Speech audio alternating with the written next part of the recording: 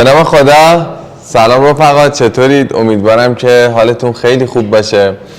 با جلسه 4 دوره تحلیل کاربردیمون در خدمتتونم. امیدوارم که از جلسات قبلی استفاده کرده باشید که پیام هایی که واسم فرستادید داره بهم میگه که خیلی ازش استفاده کردید، خیلی راضی بودید و خب توی جلسات قبلی ما راجع به کندل ها و کلا بحث روند ها کامل صحبت کردیم، همه چیشو با هم بررسی کردیم و نکات من بهتون گفتم. توی این جلسه هم ما میخوایم راجع به حالا حمایت ها و مقاومت ها، پیوت های ماژور و مینور و همچنین حالا تبدیل سطوح مقاومتی و حمایتی به یک دیگه که چجوری روشون معامله بکنیم و همچنین حالا بررسی بکنیم و در انتهای این جلسه هم یک استراتژی معاملاتی بهتون یاد دادم با تمام مطالبی که توی این چند جلسه با هم یاد گرفتیم. در انتهای جلسه 4 که خود این جلسه 4 هم طولانی باید بشه، فکر میکنم مطالبشو باید، چون مطالب زیادی دارم بهتون میگم، به خاطر همین انتهاش هم میخوام یه استراتژی بهتون بگم که در انتهای این جلسه شما بتونی با این استراتژی به صورت عملی و واقعی بری توی بازار ترید بکنی، سود بگیری و اینکه روی این مطالب باید تمرین بکنی. بچه‌ها من توی هر آموزش دارم بهتون میگم، وسطش میگم، آخرش میگم، لازمه موفقیت توی این قضیه واقعا فقط تمرینه. چون شما الان یک پله از بقیه کسایی که دارن این مسیر رو شروع میکنن جلوتری، داری آموزش‌ها رو رایگان دریافت میکنی و یک سری آموزش‌های خاص هم داری میگیری که واقعا یه نکاتی که باید خودت چند سال زمان بذاری اونا رو یاد بگیری تو این آموزش‌ها داری میگیری. پس الان وظیفه تو برای موفقیت، وظیفه تو برای اینکه بتونی خودت رو پیشرفت بدی و رشد کنی، اینه که این مطالبی که الان داری یاد میگیری رو بری بشینی ساعت‌ها تمرین بکنی، بری 500 تا چارت، 1000 تا چارت بذاری جلوت، هی این مطالبی که یاد گرفتی رو روی اونها پیاده بکنی، تمرین بکنی تا ملکه ذهنت بشه، اصطلاحاً برسی به جایی که انقدر اون مطالب رو تمرین کردی، برسی به جایی که دیگه بدون هیچ ابزاری با نگاه کردن به چارت بتونی مسیر قیمت رو پیش بینی بکنی. الان میخوایم بریم با هم دیگه راجع به حمایت مقاومت رو صحبت بکنیم. این جلسه خیلی جذابه، ترکیبش میکنم در انتها با جلسات قبلی و به نتیجه گیری خیلی خوبی میرسیم و میتونیم با تمام این مطالبی که یاد گرفتیم خودمون بریم از توی بازار سیگنال در بیاریم و ازش استفاده بکنیم. بیاید روی صفحه مانیتورم عینکاتونم تمیز بکنید، بریم که کلی کار داریم. خب آقا بیایم حالا راجع به این صحبت بکنیم که حمایت و مقاومت چی هستش. ببینید داخل بازار، داخل نمودار، خب یک سری اعدادی هستن، یک سری قیمت هایی هستن که خب بازار و معامله‌گرها به اونا واکنش نشون میده. یک سری اعداد، مثلا اینجا 1870 دلار یک عدده، خب یک سطحه، یک خط کاملا افقی که خب تو گذشته قیمت میبینیم که بهش واکنش نشون داده. خب حالا حمایت چیه؟ ببینید ما یه سطحی داریم که قیمت در حال مثلا نزوله، میاد به این سطح میرسه، اوکی، و وقتی به این سطح میرسه حالا واکنش مثبت نشون میده و حرکت رو به بالا رو انجام میده. ما به این میگیم حمایت. خب حالا اگر که این یک سطحی، یک عددی باشه، یک قیمتی روی نمودار باشه که ما حالا بر اساس چیزایی که یاد میگیریم این رو به عنوان یک محدوده مقاومتی پیدا کردیم، به عنوان یک سطح استاتیکی مهم پیدا کردیم. ببینید حمایت و مقاومت با هم تبدیل میشن، پس ما کلا یک سطح در نظر میگیریم اون محدوده رو که قیمت اومده رو به بالا حرکت کرده، خورده بهش و بعدش وارد اصلاح شده. این رو ما بهش میگیم سطح مقاومت. این میشه ساپورت، حالا این فلش داره نمیشه، اینجا رو بهش میگیم ساپورت یعنی حمایت، اینجا رو بهش میگیم رزिस्टنس یا مقاومت. این مفهوم کلی حمایت و مقاومت هستش. خب حالا این خود این حمایت ها و مقاومت ها به 2 تا دسته تقسیم میشن. یکی پیوت های ماژور هستش، یه دونه هم پیوت های مینور داریم ما. خب حالا این پیوت ماژور و پیوت مینور که ما راجبش داریم صحبت میکنیم چی هستش؟ ما میتونیم با چند مدل این پیوت ها رو بررسی بکنیم، یعنی شناسایی بکنیم از دیدگاه های مختلف. یکی از دیدگاهایی که میتونید باش پیوت ها رو تشخیص بدید، ببینید به سقف ها و کف های قیمت ما میگیم پیوت. خب یعنی جایی که چرخش روند اتفاق افتاده. مثلا اینجا میتونه یه پیوت باشه، اینجا یه پیوته، اینجا یه پیوته، اینجا پیوته، اینجا یه پیوت بوده. خب یک حمایتی بوده، یک مقاومتی بوده اینجا که قیمت تا رسیده بهش وارد اصلاح شده، اینجا رسیده بهش وارد اصلاح شده، اینجا یه سطح حمایتی بوده، قیمت رسیده بهش رفته بالا. اینها حمایت ها و مقاومت سطوح استاتیک ما هستن، پیوت های ما هستن. حالا ما میایم به اینها اعتبار میدیم. اوکی، میگیم که مثلا این پیوت ماژور یعنی پیوت های اصلیمون، مینور یعنی پیوت های فرعیمون. پس سقف و کف ها، حمایت ها و مقاومت ها، سطوح استاتیک اصلیمون رو بهشون میگیم پیوت ماژور. حمایت ها و مقاومت های فرعیمون رو بهشون میگیم پیوت های مینور. اوکی، حالا این پیوت ماژور و مینور به چه درد ما میخوره؟ ببین وقتی که ما این پیوت مینور شناسایی میکنیم، انتظاری که از قیمت، انتظار داریم قیمت با رسیدن به این سطح واکنشی که نشون میده در حد و اندازه های همون پیوت مینوره، یک پیوت فرعیه. یک حالا انتظار تغییر روند نداریم، ولی پیوت های ماژور پیوت هایی هستن که اونجاها تغییر روند ها شکل گرفته، کف و سقف های اصلی قیمت تشکیل شده. پس پیوت های ماژور رو میتونیم یه بار اینجوری شناسایی بکنیم که بریم تایم فریم های بالاتر، اون حمایت ها و مقاومت هایی که موج های اصلی رو ایجاد کردن، مثل اینجا که این ریزش بزرگ رو ایجاد کرده. خب اینجا واسه ما پیوت ماژوره.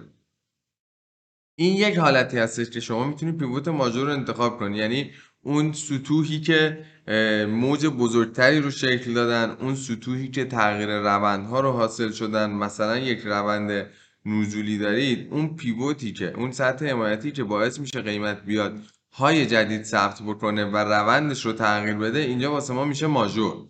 خب ولی اینها مینور هستن چون تغییر روند ایجاد نکردن، یعنی پیوت های اصلیمون نبودن. اینجا این یه حالتشه. یه حالت دیگهش هم این هستش که ببینید هر چقدر یک سطح حمایتی یعنی تعداد برخورد کمتری داشته باشه، یعنی از لحاظ پرایس اکشنی دارم باهاتون صحبت میکنم، این دیدگاه کلاسیکی بود. دیدگاه پرایس اکشن که بخوایم صحبت بکنیم، سطوح دست نخورده پیوت های ماژور هستن. اینجا سقف تاریخی بوده برای طلا، یعنی طلا قیمتی بالاتر از این رو نیده بوده. خب یک سقف تاریخی بوده مثلا اینجا براش، قله خیلی مهم بوده که وقتی رسیده به اینجا وارد اصلاح شده. اینجا واسه ما میشه یک مقاومت دیگه، میشه یک سطح استاتیکی، میشه یک پیوت. و چون یک سطح خیلی معتبر، یک موج بزرگ ایجاد کرده، ما بهش میگیم پیوت ماژور. که میبینیم وقتی که این پیوت ماژور که یک مقاومت خیلی مهم هست قیمت میاد میرسه بهش، دچار اصلاح میشه، قیمت بهش واکنش نشون میده، چون این یک پیوت ماژور هستش. ولی اینجا مثلا یک پیوت مینوره، میبینید قیمت اومده یکم باش درگیری داشته بعد ردش کرده رفته، چون این پیوت مینور بوده ولی این پیوت ماژور بوده که قیمت رسیده بهش و دچار اصلاح شده. از دیدگاه پرایس اکشنی هم می‌بینیم که هر سطحی که تعداد برخورد کمتری داشته، یعنی اینجا می‌بینید اینجا یک بار قیمت خورده ریخته، یک بار، خب تغییر روند شکل گرفته، این رو توی پرایس اکشن بهش میگیم ماژور. مثلا پیوتی که کلا دو تا برخورد داره بهش میگیم ماژور، ولی مثلا یه همچین سطحی رو ما توی پرایس اکشن بهش میگیم مثلا پیوت مینور، چون چه ببینید چند بار قیمت اینجاها با این سطح درگیری داشته. اوکی، حالا یه موضوع رو میخوام راجبش باهاتون صحبت بکنم که شاید یه اختلاف دیدگاهی بین یه سری افراد باشه. حالا ما الان اینجا پس فهمیدیم حمایت و مقاومت چیه، فهمیدیم پیوت چیه و پیوت های ماژور و مینور رو چجوری شناسایی بکنیم. اوکی، حالا یک موضوعی وجود داره بین تحلیلگرا. حالا کلاسیک‌ها میگن که آقا هر سطح حمایتی که اینجا من بهتون بکشم، هر سطح حمایتی که تعداد برخورد بیشتری داشته باشد سطح حمایتی معتبرتریه. یعنی میگه که اگر این سطح حمایتی مثلا 4 تا برخورد داره، 5 تا برخورد داره، سطح حمایتی خیلی قویه، خیلی معتبریه. ولی پرایس اکشن میاد میگه که سطحی که تعداد برخورد زیادی داشته باشه اتفاقا یک سطح ضعیف هستش و احتمال شکسته شدنش بالاست.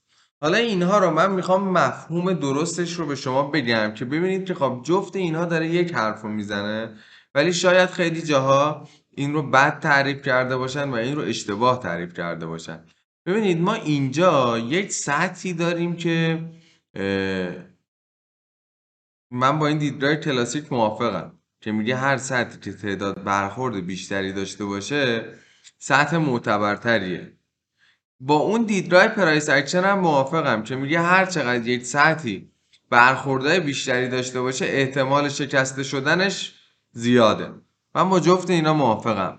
و حالت درستش چی میشه؟ میگه که آقا ما وقتی یک سطحی رو داریم، یک سطح استاتیکی رو داریم که 4 تا برخورد، 5 تا برخورد، 6 تا برخورد داره، اوکیه، موافقم. یک سطح حمایتی بسیار قوی داریم، یک سطح حمایتی بسیار معتبر داریم، یک پیوت خیلی خوب داریم که احتمال شکسته شدنش بالاست. یعنی از اعتبار اون سطح کم نمیکنه. یعنی اینجوری نیستش بریم که اون سطح یک سطح بی اعتباره، یک سطحی که مهم نیست. اتفاقا این خودش یک استراتژی معاملاتیه که ترکیب کلاسیک و پرایس اکشنه. میگه شما وقتی یک سطحی چه داینامیک چه استاتیک داری که تعداد برخورد زیادی داره، یک سطح بسیار معتبریه که احتمال شکسته شدن این سطح معتبر بالاست و شما میتونی اینجا باهاش معامله بکنید. حالا تو پول بک رو که یاد بگیریم بهتون میگم چجوری معامله میکنیم. پس این دیدگاه رو درست داشته باشیم. ما پرایس اکشنمون میگه که آقا سطوح دست نخورده، سطوحی که یک بار یا دو بار تاچ شدن، از قدرت بیشتری برخوردارن. درسته. خب ولی این مفهوم هم وجود داره که آقا هر چقدر تعداد برخورد به اون سطوح بیشتر باشه اون سطح معتبرتره. پس یک سطحی که تعداد برخورد خیلی زیادی داره و قیمت بارها بهش واکنش نشون داده، یک سطح پیوت معتبریه که احتمال شکسته شدنش بالاست. خب این مفهوم با هم داشته باشیم. بریم ادامه مطلب رو یاد بگیریم. پس اینو همیشه مد نظرتون باشه که آقا وقتی یک سطحی داره که زیاد برخورد داشته باشه معتبره، ولی آماده شکسته شدنش باش. حالا این سطوح حمایت ها و مقاومت ها به همدیگه تبدیل میشن رفقا. خب ما وقتی که یک سطح مقاومتی داریم، اینجا یک سطح مقاومتی بوده دیگه، یک پیوت بوده، یک مقاومت بوده. درسته؟ وقتی که این سطح به عنوان نقش مقاومتی خودش رو عمل میکنه، زمانی که قیمت ازش رد میشه دیگه این سطح حکم حمایت رو داره. یعنی اون مقاومت که تا زمانی که قیمت زیر این سطح بوده اینجا مقاومت بوده، شما انتظار داشتی هر بار قیمت میخوره بهش برگرده. ولی زمانی که این رو میشکونه و رد میشه دیگه اینجا حمایته. در برگشت بعدی قیمت به این سطح شما انتظار حمایت داری از این سمت و قیمت میتونه حرکت رو به بالا خودش رو انجام بده. پس سطوح حمایت یا مقاومتی چه داینامیک چه استاتیک به همدیگه تغییر پیدا میکنن. یعنی وقتی حمایت به پایین شکسته میشه تبدیل میشه به مقاومت، مقاومت هم به بالا شکسته میشه تبدیل میشه به حمایت. حالا اگر اون مقاومت مهمی بوده باشه، در شکستش میشه تبدیل میشه به یک حمایت خیلی مهم. خب حالا ما سطوح چیزمون رو یاد گرفتیم، حمایت ها و مقاومتمون رو یاد گرفتیم. حالا حمایت ها و مقاومت همون که یاد گرفتیم به همدیگه تبدیل هم میشن. اوکی. پس چجوری اینها رو شناسایی بکنیم داخل بازار؟ حالا ابزارهای مختلفی داره که حالا شما میتونید با ابزارهای مختلف حمایت ها و مقاومت ها رو پیدا بکنید. ولی مهمترین ابزاری که شما داری توی این مسیر گذشته قیمته. یعنی میای شما گذشته قیمت رو بررسی میکنی، ببینی نسبت به چه سطوحی واکنش داشته و از اون سطوح حمایت ها و مقاومت های خودت رو بر اساس رفتار گذشته قیمت پیدا میکنی. مثال برات میزنم، یه دو سه تا مثال پیدا بکنم. اینجا مثلا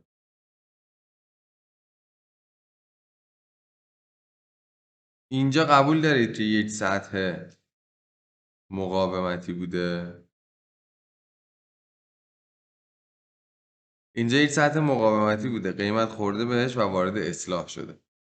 اوکی.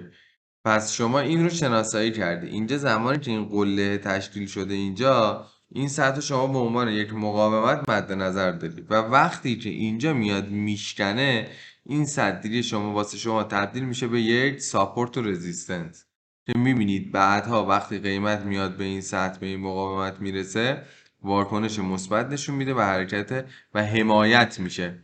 این سطحی که اینجا مقاومت بوده الان تبدیل شده به حمایت و خودش باعث شده که قیمت به سمت بالا حرکت بکنه.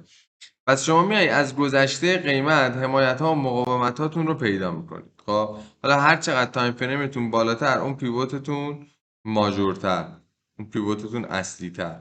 اینجا هم مثلا اینا همه واسه شما سطوح خیلی مهمی هستن. اینجا واسه شما یک مقاومته، اینجا واسه شما یک مقاومته.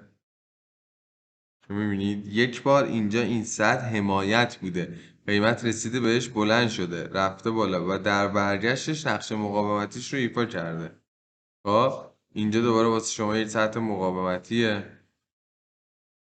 اینجاها یک سطح مقاومتیه. میبینید اینجا یک سطح مقاومتی بوده در گذشته قیمت که وقتی که بازار دوباره بهش رسیدیم، اینجا یه بار رسیده بهش ریخته، دوباره که رسیده بهش نقش مقاومتی ایفا شده و ریخته.